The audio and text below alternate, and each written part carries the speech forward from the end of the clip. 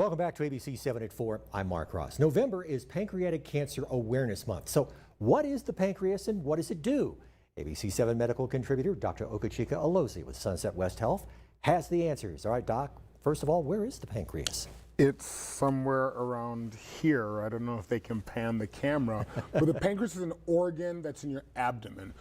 Specifically, what does the pancreas do? Well, it does a lot of things, right? It breaks down food. You can see the picture, that's where it's located. Looks like a carrot. It does look like a carrot in this picture especially. So it produces a lot of chemicals and hormones that break down the contents of food in your system. Amylase, lipase, protease, right? Those are the enzymes.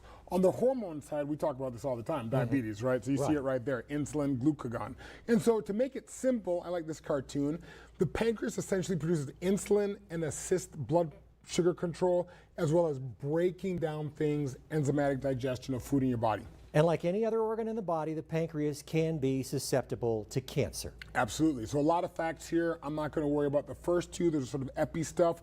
But what's frustrating and shocking, and people don't think about this often, is that pancreatic cancer has the highest mortality rate of all cancers. Now, it's the third leading cause of death, but on average, the person that gets diagnosed with cancer has a 5-year survival of less than 12%. And this is in comparison to a lot of things we've talked about before, where we say 5-year survival is 80, 90, and almost 100%. What are the risks of pancreatic cancer? Well, first of all, Father Time's undefeated, right? So just getting old, right? Every day we're alive, we're at risk for something else.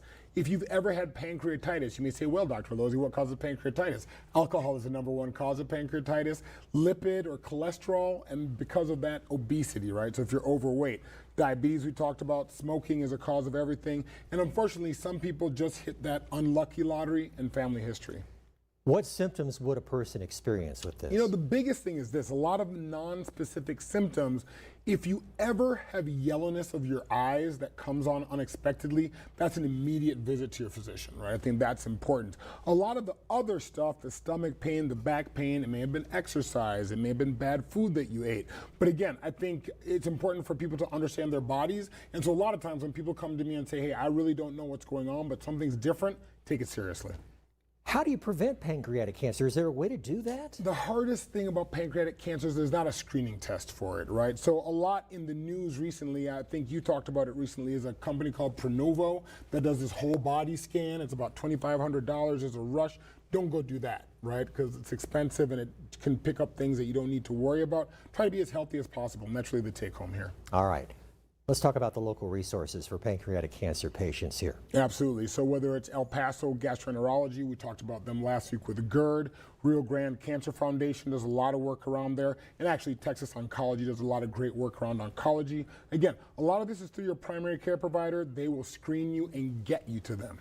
Now, before we wrap up today, you wanted to give a special shout out to the nurse practitioners. Well, I think one of the things that I think you and I do is bring information to the community. And so what I want to start doing as we go through this over time is talk about the populations on the healthcare team.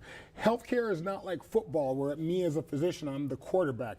I believe it's like soccer, right? And nurse practitioners, physicians, a whole host of other individuals on that soccer field of healthcare is the team. It's their work, it's their week. If you know a nurse practitioner out there, thank them, give them a hug, and they're a huge part of healthcare in El Paso.